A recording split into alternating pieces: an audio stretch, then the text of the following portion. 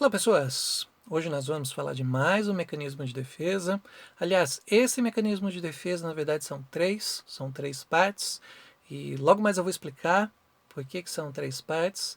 Porém, é muito importante a gente entender que esse mecanismo de defesa faz parte do nosso dia a dia, faz parte da nossa relação, da nossa comunicação com as pessoas e esses mecanismos são a projeção, a introjeção e a identificação projetiva. Por que eles são importantes, né?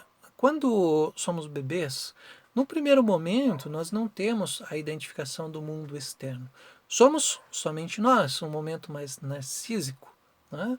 E a partir do momento que nós vamos tendo essa relação com o mundo externo, isso também se dá através de projeções e introjeções. E também de identificação com os objetos do mundo externo.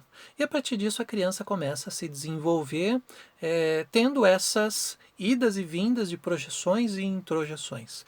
Uma criança, por exemplo, quando ela é muito pequena, lá nos seus primeiros momentos, ela sente dor. Mas como nós falamos aí de um período de pré-linguagem, ela não sabe nomear, olha, aqui está doendo. Né? Essa criança ela sente um incômodo. E esse incômodo é a dor. Né? Esse incômodo ela vai de alguma maneira alertar com o choro, com o espernear, mas ela não vai nomear essa dor. Né?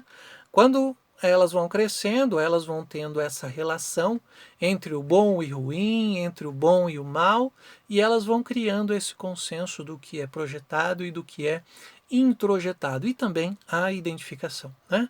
Mas quando nós falamos de projeção, nós estamos falando daquilo que é negativo do nosso self, que é colocado em um objeto, no mundo externo, ou seja, estou externalizando algo meu. Né?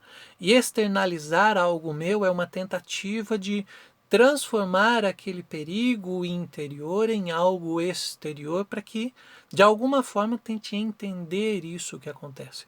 Por isso que eu comecei esse vídeo dizendo o seguinte: você já encontrou alguém e que você diz assim, olha, não fui com a cara daquela pessoa. É algo seu, de alguma forma houve ali uma construção em que foi projetado naquela pessoa. Pode ser por uma fisionomia, pode ser por algo que ela disse, pode ser por um gesto, enfim, cada pessoa vai ter uma forma de lidar com isso e projetar. Né? Quando nós falamos aí de projeção também, nós podemos falar aí de uma distorção, né? Nem toda projeção também é perfeita, distorce aí o objeto, né? E essa distorção do objeto vem exatamente nessa questão do perigo que nós podemos sentir, por isso que é interno. Ou seja, então isso colocado no objeto dá a oportunidade de entender o que é isso, principalmente se isso for distorcido, baseado no que o objeto é na realidade. Né? Então, Melanie Klein, por exemplo, Melanie Klein foi uma das grandes autoras aí da psicanálise, principalmente com estudos com bebês. Ela é uma das referências no estudo com bebês. Ela dizia que a pulsão de morte, por exemplo, é uma forma de externalizar aquilo que é uma ameaça de destruição. Né? Por exemplo, eu coloco no outro como algo sendo destrutivo. Na verdade, a minha percepção de destruição ela está relacionada a essa pulsão de morte. Né? E pessoas que têm um comportamento paranoide, elas projetam algo para o exterior. Quem tem esse estado paranoide, estamos falando mais de uma psicose e não de uma neurose, né? Elas projetam no exterior, mas o que acontece? Tem também a negação ou a distorção desse objeto no exterior. Então, para as pessoas que estudam o aspecto paranoide, a projeção ela está muito presente. E temos também aí a introjeção. O que é a introjeção? O lado oposto da projeção, que é pegar algo do mundo externo e trazer para o lado de dentro. Absorver algo como sendo meu. Né? Eu tenho uma situação, aquela situação eu percebo aquilo e introjeto. Quando nós vemos isso também, nas crianças nós vemos muito quando elas se espelham nos seus pais para formar o seu próprio comportamento, a sua atitude, os seus afetos. Então elas acabam vendo os pais e absorvendo isso dos pais. E até se usa a expressão de que as crianças engolem os pais. E por isso que nós vemos o quão é importante a atitude dos pais em relação às crianças, porque elas vão absorver esse comportamento, né? E quando nós falamos aí da introjeção, nós também estamos falando aí de uma dependência emocional, né, de um comportamento mais depressivo. As pessoas que são mais depressivas, elas tendem a introjetar do mundo aquilo que é mal. Crianças que vivem num lar abusivo, um lar ruim, elas vão introjetar aquilo que é ruim como se fossem delas, como se fizesse parte delas e como se elas fossem o lado ruim do mundo. Então elas introjetam esse comportamento. Algumas pessoas também que têm uma tendência à depressão, elas introjetam tudo que é ruim, elas guardam o que é ruim, como se elas fossem ruim, mas por outro lado elas projetam o amor a outras pessoas, elas projetam o afeto bom a outras pessoas, porque elas vão introjetando, guardando, mas elas se sentem na obrigação de projetar aquilo que é bom. Então nós vemos aí a introjeção muito ligada na questão da dependência. E essa dependência também está relacionada aí à identificação com pessoas do nosso conviver, do nosso dia a dia. É muito fácil a gente entender esse ponto quando a gente pensa no seguinte: nós nos identificamos muito com pessoas do nosso conviver, com familiares, com parentes, com vizinhos, e quando um desses falta, seja por falecimento, seja por mudança, seja por mudar de casa, de cidade, enfim, cada qual com sua situação, nós sentimos essa falta. Então, o que é o sentir falta? Era algo que estava introjetado dessa pessoa, por isso que nós ali nós nos identificamos com a outra pessoa, introjetamos algo de bom dessa pessoa, e quando ela vai embora, nós sentimos essa falta, porque o objeto que era o causador, que era o gatilho desse sentimento bom, não está mais. Isso também acontece com o luto, né? Perder essa pessoa causa essa frustração, e toda ruptura que nós vemos aí, toda a perda que nós vemos desse objeto vai nos causar essa frustração, porque o objeto não causa mais, aliás, o objeto não é mais o gatilho para causar esse sentimento bom. Mas nós vemos também um lado negativo dessa situação, que são pessoas que se identificam com os seus agressores. Elas introjetam aquilo do seu agressor numa tentativa de dominar essa dor, de dominar essa ameaça. Mas normalmente há uma falha ao tentar dominar, e elas continuam introjetando. Por isso que nós vemos às vezes pessoas numa dependência emocional em relação aos seus agressores, né? Há pessoas que são assim, que agem com uma atitude mais agressiva. E aí, a partir disso, nós vemos aí essa relação da introjeção com a dependência emocional.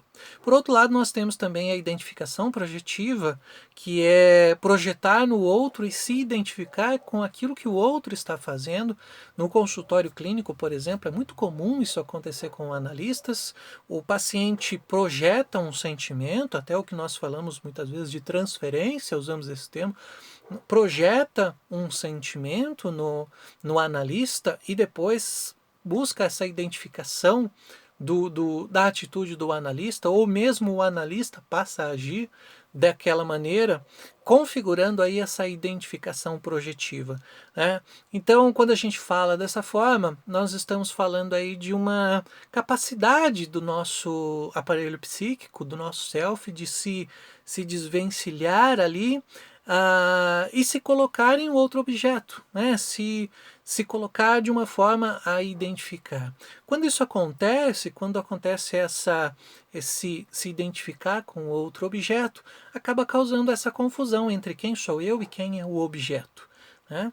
E, além disso, há a questão da projeção. Eu projeto no outro aquele sentimento, por isso que nós falamos desse nome de projeção, ou melhor, de identificação projetiva, se identificar e projetar. Se identificar e projetar nesse vai e vem, o que é uma movimentação aí entre projeções e introjeções, né? Bom, nós vemos também aí que a identificação projetiva, ela tem esse comportamento da dependência extrema, né? Ela pode causar isso, porque quando é um sentimento bom, projetado, a gente sempre quer ter mais aquele sentimento bom, então nós dependemos desse objeto. E quando é um sentimento ruim, nós também fazemos essa projeção, né? Nós identificamos e fazemos essa projeção do que é ruim, numa tentativa de se proteger daquilo que é ruim. Então, a identificação projetiva, ela traz essa questão também da dependência. Fazendo um adendo aqui na questão da introjeção, a introjeção também ela é importante para a formação do nosso ego e do nosso superego.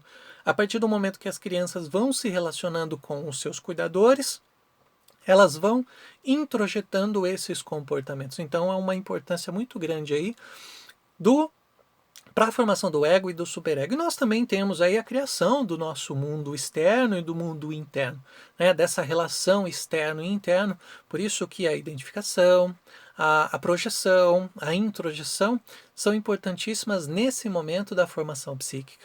E um outro detalhe importante é que através da identificação projetiva, nós podemos falar então da empatia, sermos empáticos com alguém, entender o que aquela pessoa está sentindo. Usando num termo mais popular, né? Sentir o que a pessoa sente, com ressalvas, porque isso é uma outra forma de pensar, mas também baseado aí na comunicação. Nós nos identificamos e projetamos e introjetamos e vivemos em sociedade. Então, através dessa identificação projetiva, nós vamos tendo a nossa relação com a sociedade. Tá?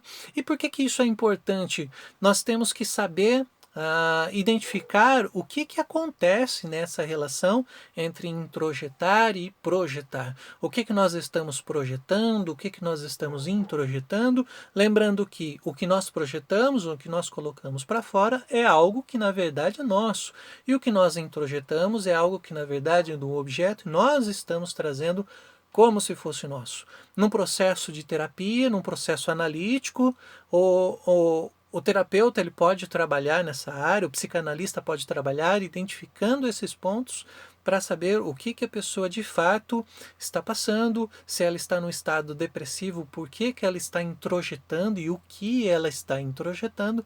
Por isso que é importante fazer terapia para identificar essas projeções e essas introjeções que nós fazemos no dia a dia. Beleza? Mas e você? Me conta aí nos comentários. Você alguma vez se lembra de ter projetado algo em alguém ou de ter introjetado algo de alguém? Me conta aí. Vamos discutir isso aí. Beleza? Até a próxima.